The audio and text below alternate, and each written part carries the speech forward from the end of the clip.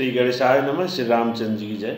आप सभी भक्तों को फौजी बाबा की तरफ से दिल से प्रणाम। आप सभी भक्तों को रामायण बालकांड दोहा नंबर 41 को पढ़ के सुनाऊंगा। आगे कुछ अच्छी बात बताऊंगा, आप लोग प्रेम से सुने। समन अमित उत्पात सबा, भरत चरित जप जाग, कलि अब खल अवगुण कथना, तेजन मल बग काग। कहते हैं कि प्रभु श्री राम जी के जो है भाई भरत जी थे, बाकी लक्ष्मण और शत्रुघ्न जी भी थे। तो आप लोग जो है भाई भाई की तरह मानिए। अगर भाई का भाई जैसा प्रेम रहे तो सब कुछ सरल हो सकता है। आजकल तो ऐसे भाई हैं कि भाई का हक लूट लेते हैं, सोचते हैं कि क्या इसको कर दूं, और एक सांसारिक जीवन में ये इतना बढ़ रहा है कि सबसे ज़्यादा इधर उधर शिकायत करने वाले अपने घर के ही लोग हैं, जिनकी वजह से परेशानियां बढ़ रही हैं। अगर घर के अपने ही लोग अगर किसी की इधर उधर बातें ना करें तो कोई कुछ नहीं बिगाड़ सकता। आज भी कुछ घर ऐसे हैं जो कि सम्मानित है, जिनमें एकजुटता है, जिनमें संस्कार है।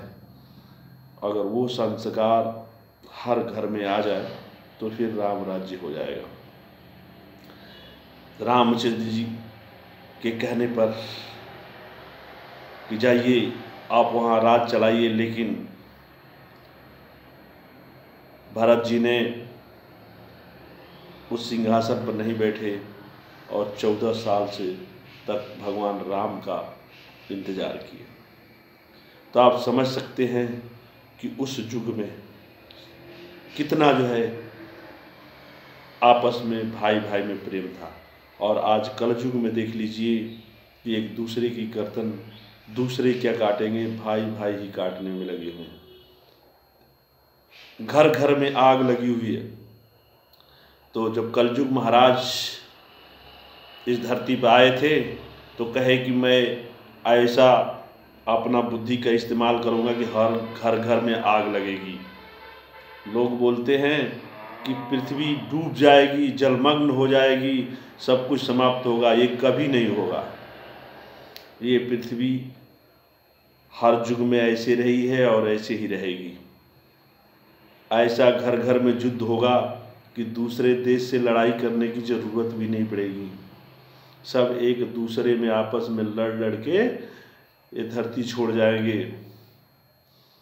अब धीरे धीरे वो प्रक्रिया तेज़ी से बढ़ रही है, क्योंकि मैंने बहुत सालों पहले देखा था कि लोग हर जगह बैठ के कुएं पे कहीं पंचायत कर लिया करते थे। आजकल तो वो सब समाप्ति हो गया है। लोग एक जगह बैठ के बातचीत करते थे, किसी समस्या का समाधान करते थे, वो तो लोग भूल ही गए हैं। किसी का जो है आजकल लोग किसी को अच्छी बात नहीं समझाएंगे, छोटा लड़का हो या कोई भी बुरी बात समझाएंगे। उस समस्या जो विघ्न है, आपस में लड़ रहे हैं, उनको सुलझाएंगे नहीं और बोलेंगे कि लड़ा दो, ये बर्बाद हो जाएंगे।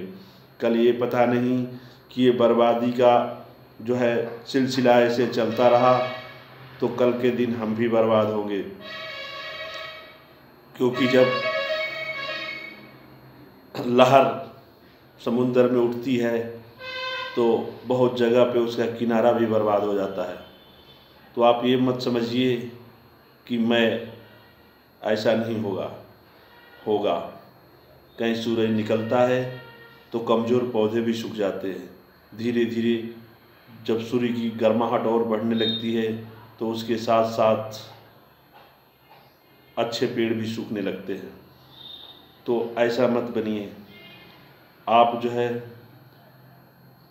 आप लोग समाज को नहीं सुधारेंगे तो आने वाली अगली पीढ़ी बहुत ही भयानक रूप ले लेगी। और जैसे ये मानव जनजीवन समाप्त होने लगेगा।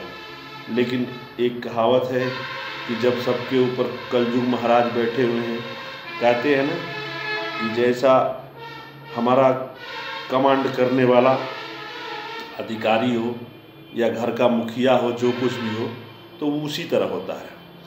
तो ये किसी की गलती नहीं है, ये तो जो है हमारे ऊपर कलयुग महाराज अपना जो है बैठे हुए हैं और जो ये पूरी पृथ्वी को चला रहे हैं। तो वो तो कलयुग महाराज पहले से पापी है और पाप का घड़ा भरा हुआ है, तो वो तो होना ही होना है। तो मेरे प्रिय भक्तों, फिर मिलेंगे रामायण बालकांड दोहा नंबर 42 में। फौजी बाबा अखिलेश आप सभी भक्तों को प्रणाम, प्रेम से बोलो हर हर महादेव।